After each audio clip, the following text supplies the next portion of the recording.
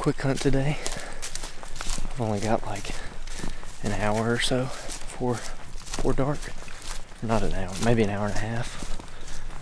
So I'm going in shallow today, I guess you could say. I'm not going very far off the road, but I'm going to a thicket that's kind of hidden from the road that I know a lot of guys are walking past. And I see a lot of deer sign crossing the trail, so I know that they're in here. I know they bed around here. I've seen them before. I've seen them walking out. So I'm just going to push in, see if I can shimmy up a tree really quick and at least observe something. Really, it might be better just to kind of do an observation sit today. But I haven't been in the saddle in like 2 weeks, or 3 weeks maybe. So I just had to get a hunt in. Let's see how it goes.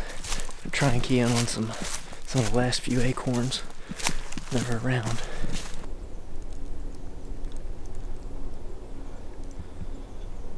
I finally just got hung up.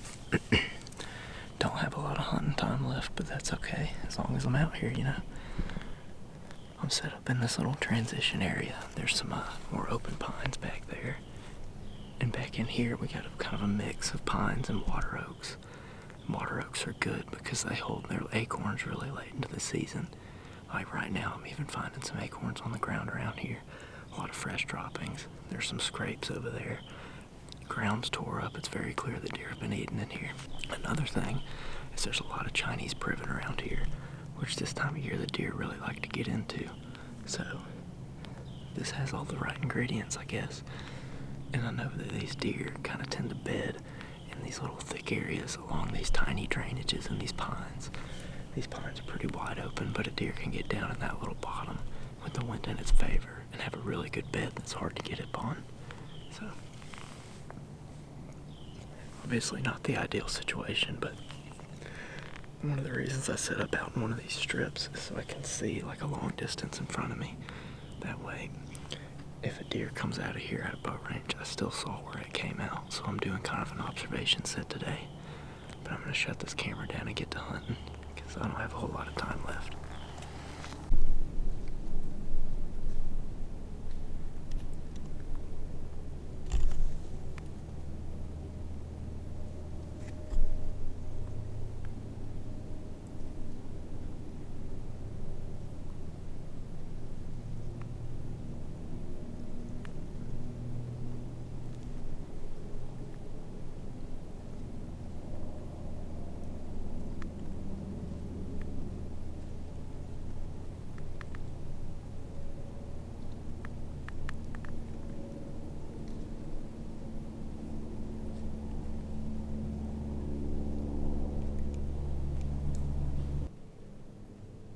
That didn't take long.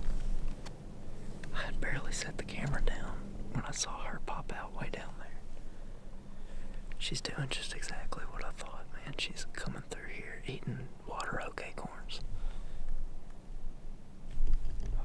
Hopefully she comes down the line to me. I'll shoot a doe right now. It's getting to the end and I need a little bit more deer meat to get me through the rest of the year. So I like to eat deer meat all year, so I've got 2 already. Ideally, I would like 4. She's angled towards me. Hopefully she comes down here. There's a rub. Cool. It's looking good.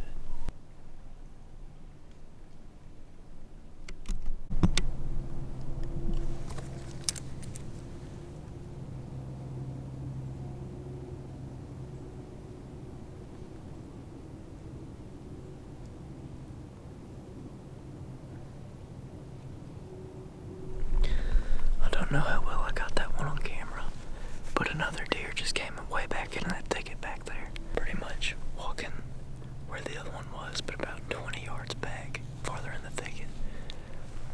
So it's obvious that they're using that low spot down there rather than this high spot up here. And you know, I set up on a really nice trail, but that doesn't mean that they use it all the time. This might have been a really popular trail a month ago and it got beat down, but it might be that another deer hasn't used it in 3 weeks, you know. Things change, their patterns change. And right now, they're definitely walking down in the low spot with the most cover.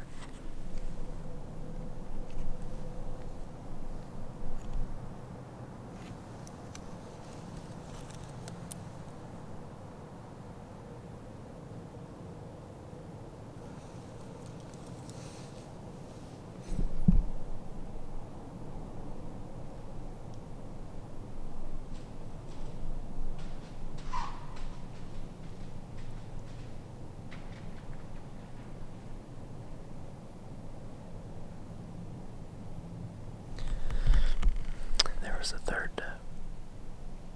So I made a rookie mistake. Not really a rookie mistake, but I didn't think this through. I'm up here set up basically for a northwest wind, which is pushing the wind that way, away from those deer. The wind, they said it was going to be about a 6 or 7 mile per hour wind. Well, when you're thinking wind versus thermals, that's right on the line of where wind overtakes thermals. And usually when they say that, it's not like a steady breeze at all. So I just got out here and the wind laid down, and right now it's all thermals. They're coming out in that low spot. And my thermals are falling right to them, which sucks. I should have known that was going to happen. That's what happens when you're too busy to hunt for 2 weeks. You start getting rusty. Well, I'm almost back to the truck now, but good hunt overall. Saw 3 does. One of them smelled me. That was my fault, but like I said, it was kind of an observation sit, so I'm not super upset about them. One of them busting me. What I know now is that these deer are using that low spot and that thicker stuff to kind of travel. So they're basically, as you saw, just kind of walking down there in that privet thicket. There's a lot of privet and vines. So I should have known they would do that, but I was just being quick, trying to get an observation sit. So today was a success because now I know what they're doing. So when we get these next conditions, I'm going to push in there and I'm going to go get right on that trail. Especially with them funneling through there so good. The rut's getting pretty close up here, so who knows, might have a buck pushing through there, cruising from those drainage to drainage, because those does are living down in those drainages a lot. They're hanging out down there, so a buck should come along and check them out eventually. We'll see. Been so busy with ATA and everything, which if you guys haven't already, go check out some of our videos from ATA. We kind of covered some stuff that were kind of hot topics and that kind of caught our eye. So most of those videos are up at the time I'm recording this. So go check them out, let us know what you think, and hopefully this next video I'll be showing y'all a big dead buck.